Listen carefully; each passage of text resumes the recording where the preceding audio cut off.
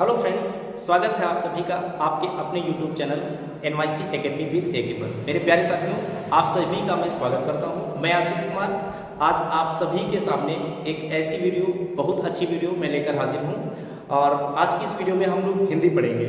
जैसा कि मैंने एक वीडियो इसके पहले आपके लिए हिंदी की दे दी है और उस वीडियो में मैंने आपको संविधान के परिप्रेक्ष्य में हिंदी का क्या स्वरूप है और साथ ही साथ मैंने आपको उसमें हिंदी के विषय में जो भी हिंदी दिवस और विश्व हिंदी दिवस के विषय में बताया हुआ था। तो आज की इस वीडियो में हम लोग बहुत अच्छे दो प्रश्नों के विषय में सीखने वाले हैं। दो पॉइंट जो काफ़ी इंपॉर्टेंट है और एग्जाम में वो काफ़ी ज़्यादा पूछे जाते हैं। वो कौन से पॉइंट हैं जिनको आज हम पढ़ेंगे?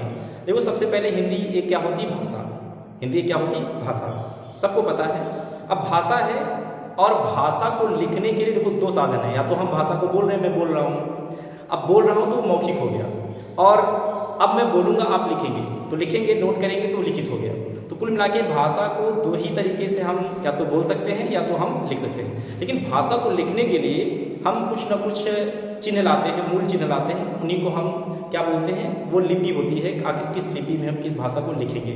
तो आज के इस वीडियो में हम लोग ये जानेंगे कि भाषा क्या है, लिपि क्या है। तो पूरी तरह से इस वीडियो को जानने का यही उद्देश्य है। वीडियो में यही उद्देश्य है कि हम ये जानने वाले हैं कि भाषा क्या है और लिपि क्या है। तो आइए हम लोग देर नहीं करते, बिल्कुल स्टार्ट कर देते हैं। देखिए, सबसे पहले भाषा क्या होती है आपको बता दूं। भाषा क्या होती है?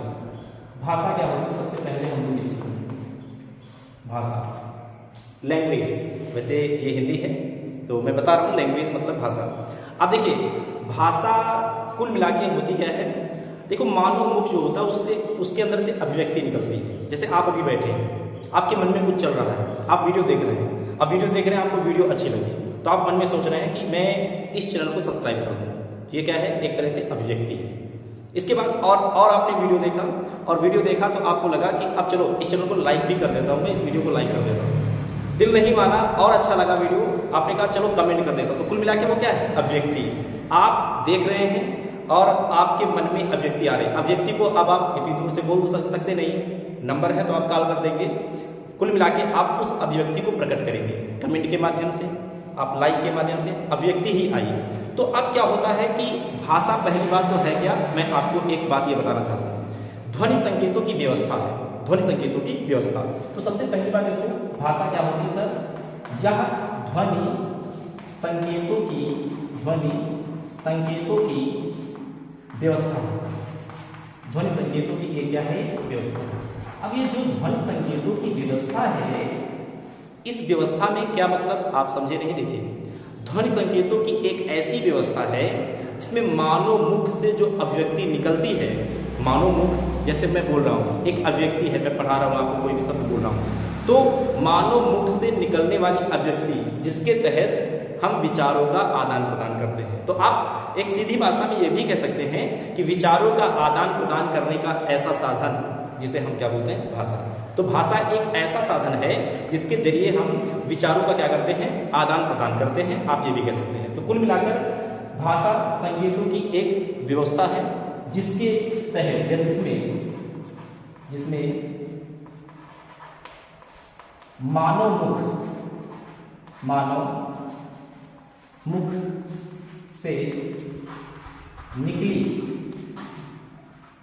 मुख से निकली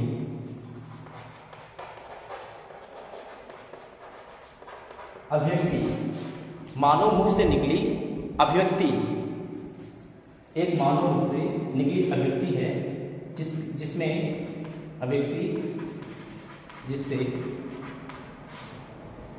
विचारों का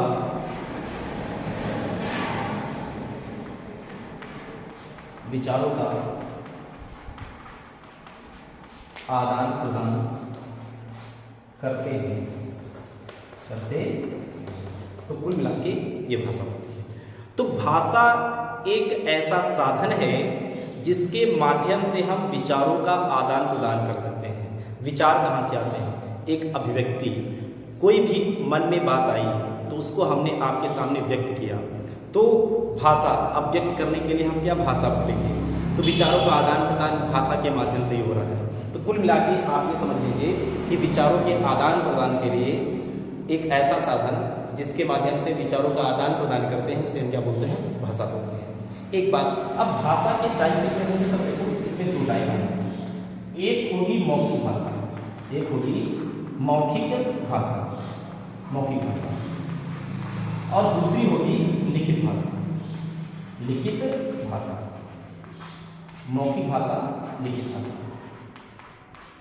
अब आप क्या करते हैं, आप अभी मैं पढ़ा रहा हूँ, मैं बोल रहा हूँ, तो आप में से कई ऐसे बच्चे होंगे और कई ऐसे प्यारे साथी होंगे जो सिर्फ सुन रहे हैं मेरी आवाज़ को, और आप में से कुछ बच्चे ऐसे भी होंगे जो लिख रहे हैं। तो भाषा को हम दो तरीके से हम व्यक्त कर सकते हैं, या तो लिखकर या बोलकर। तो बोलकर अगर हम व्यक्त करेंगे तो वो हो गई मौखिक भाषा, और लिखकर व्यक्त करेंगे तो वो हो गई लिखित भाषा। अब लेकिन भाषा को लिखने के लिए हम किन का यूज करते हैं? भाषा को लिखने के लिए हम कुछ मूल चिन्ह लाते हैं। अब वो मूल चिन्ह कहाँ से निकल के आते हैं? सर वो हम लिपि से निकाल के लाते हैं। तो आखिर लिपि क्या है, ये बात जानना बहुत जरूरी है। तो अब हम ये देख लेते हैं कि भाषा तो हमने देख लिया, लेकिन लिपि क्या होती है, लिपि किसे कहते हैं। तो किसी बोली हुई बात को लिखने के लिए मैंने आपको बताया, देखो कोई भी बात मैं बोल रहा हूँ और जो मैं बोल रहा हूँ उसको लिखने के लिए कुछ संकेतों की आवश्यकता होगी, कुछ संकेतों की आवश्यकता होगी, और उन्हीं संकेतों को हम क्या बोलते हैं?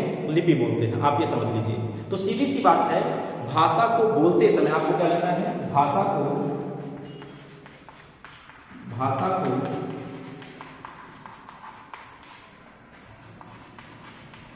बोलते समय, जैसे कोई भी भाषा मैंने बोली, तो भाषा को बोलते समय ध्वनियों को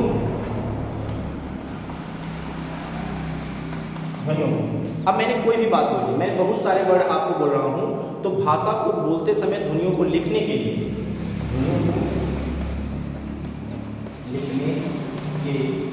ध्वनियों को लिखने के लिए भाषा को, देखो भाषा को बोलते समय ध्वनियों को लिखने के लिए कुछ चिन्हों की आवश्यकता होती है। जिन चिन्हों की आवश्यकता होगी उन्हें क्या बोलेंगे? हम लिपि कहते हैं। तो लिखने के लिए जिन चिन्हों का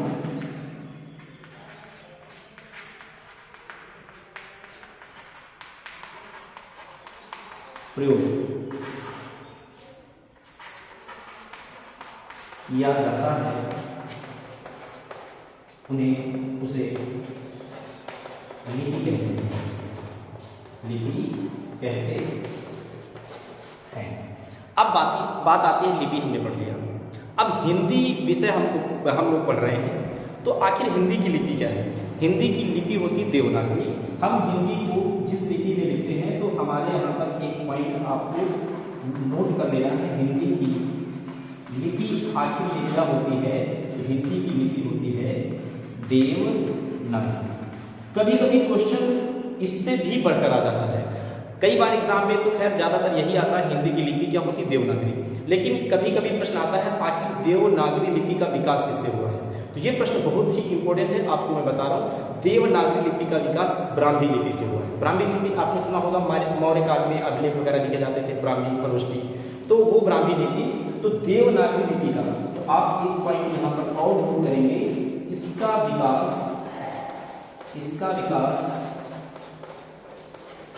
ब्राह्मी लिपि से हुआ है।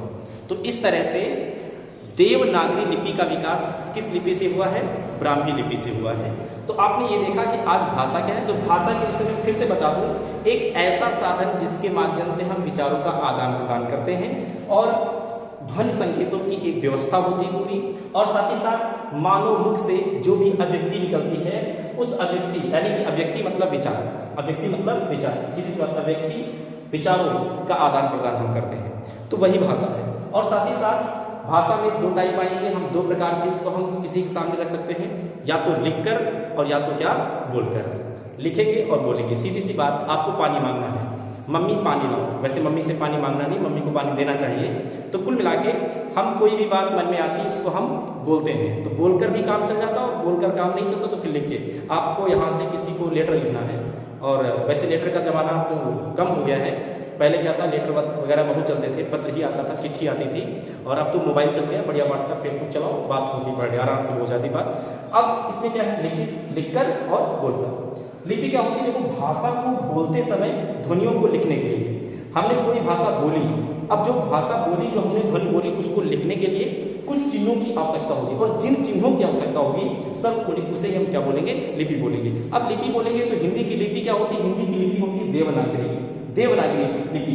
ऐसा कहा जाता है गुजरात के जो ब्राह्मण थे, वो नागर ब्राह्मण जो हुआ करते थे, गुजरात में नागर टाइप के ब्राह्मण हुआ करते थे, वो इस्तेमाल करते थे, इसीलिए इसका नाम देवनागरी लिपि पड़ा था। तो हिंदी की लिपि जो देवनागरी लिपि है, और देवनागरी लिपि का भी विकास किससे हुआ है? तो आपको सर याद रखना है, ब्राह्मी लिपि से ही देवनागरी लिपि का विकास माना जाता है। तो इस तरह से आज की वीडियो में हम लोगों ने बहुत ही छोटा एक पॉइंट देखा कि भाषा और लिपि में अंतर। मैं छोटे वीडियो बना रहा हूँ, थोड़ा सा बड़े वीडियो में दिक्कत आती है, वीडियो समय से जो है एडिट नहीं हो पाता है, अपलोड नहीं हो पाता है। बड़े भी वीडियो लाऊंगा जैसे जैसे व्यवस्था बढ़ेगी। तो आज इस वीडियो में इतना ही, और हम लोग नेक्स्ट टाइम मिलेंगे, और अगली वीडियो में मैं आपके लिए वर्णमाला को लेकर जो है आपके साथ मैं वर्णमाला शेयर करूंगा, और वर्णमाला को मैं पढ़ाने वाला हूं। और वर्णमाला में पूरा हम लोग पढ़ेंगे, जितना भी एग्जाम में, कोई भी देखो लेखपाल का एग्जाम है, चाहे वो असिस्टेंट ऑपरेटर का एग्जाम है, चाहे वो पुलिस का एग्जाम हो, सारे एग्जाम को हम देखकर ही पढ़ेंगे कि आखिर कौन से प्रश्न आए हैं, सब पूरा अपडेट करके पढ़ेंगे बढ़िया से। तो आज की इस वीडियो में इतना ही रखते हैं। पीछे की वीडियोस देखने के लिए मैंने जो भी टॉपिक पढ़ा है, मैंने पीछे इतिहास में आपको 19वीं शताब्दी के सामाजिक और धार्मिक आंदोलन सभी पढ़ा दिए, मैंने भी हिंदू आंदोलन पढ़ाए हैं। तो उन सभी वीडियोस को देखने के लिए आपको इस वीडियो के डिस्क्रिप्शन बॉक्स में चले जाइए, और वहां पर आप उन वीडियोस को भी देख सकते हैं। यदि आप नए हैं तो प्लीज आप चैनल को सब्सक्राइब जरूर कर लें, और वीडियो को शेयर भी करें।